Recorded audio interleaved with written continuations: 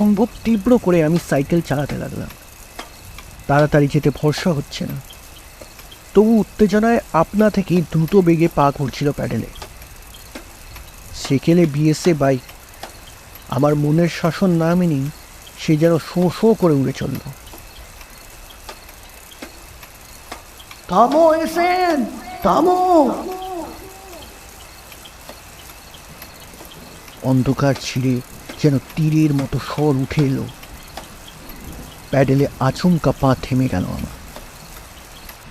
পেছন থেকে পরিষ্কার গলায় ডাকলো প্রিয়নাথ।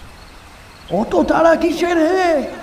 আমি যে সেই 1 ঘন্টা ধরে মাঠের ভেতরে তোমার জন্য হাপিত্তেস করে দাঁড়িয়ে আছি।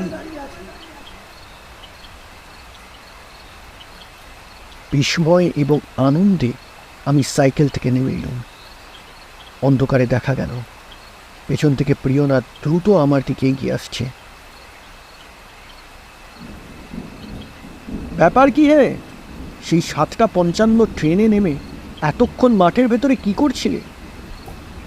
প্রিয়নাথ বললে, সে অনেক কথা, ভারী মজার ব্যাপার হয়েছে একটা।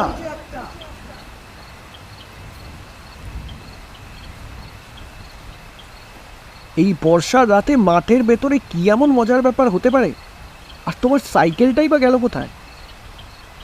অন্ধকারে প্রিয়নাথ এবার অল্প একটু শব্দ করে হেসে উঠল।